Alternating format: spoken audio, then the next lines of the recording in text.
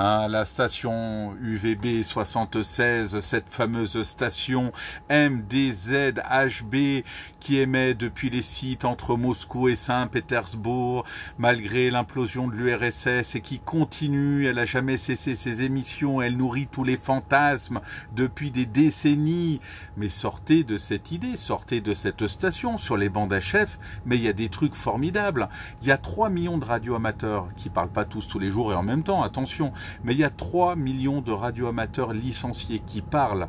Il y en a qui sont au fin fond de la Russie, il y en a qui sont au fin fond de l'Amazonie, il y en a qui sont en France, derrière chez toi.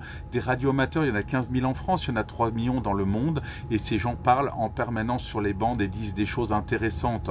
Ce n'est pas un pivert ou simplement un bruit un petit peu bizarre d'une station russe qui fait des tests ou qui pourrait, je sais pas, on ne sait pas trop à quoi elle sert cette station UVB, mais elle nourrit en tous les cas beaucoup de fantasmes, et je crois qu'il la laisse tourner juste pour nourrir les fantasmes et créer des vidéos peut-être. Non, je plaisante, je vais loin, mais cette station a nourri tellement de fantasmes qu'aujourd'hui quand on parle du monde des fréquences, on nous en parle sans arrêt, nous radioamateurs, alors qu'on en a strictement rien à secouer. Je vais être franc avec vous, UVB 76, bah c'est bien, c'est une station de radio parmi tant d'autres. À quoi elle sert exactement ? Peu importe, on s'en fiche, j'avais déjà fait une vidéo sur le sujet. Regardez ce qui se passe en réel pendant que vous vous acharnez sur UVB 76 sur les bandes radio.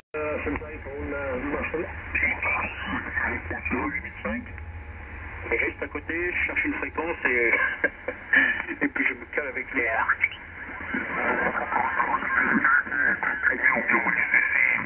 Queste visioni di taratura e quindi ci siamo confrontati. Foxtrot portable, I think, go ahead.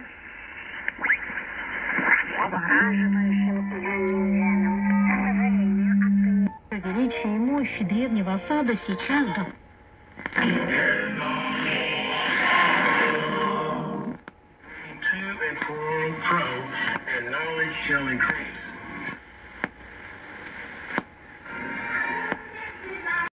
Je vous ai fait écouter quelques secondes de la bande du 40 mètres, le 7 mégas, entre 7 et 7.2, il y a tous les radioamateurs. Vous avez entendu un français, un italien, et puis tout dépend. Après, quand on va sur d'autres bandes, on peut entendre vraiment le monde entier. Le 7 mégas, voilà, reste au niveau de l'Europe à peu près.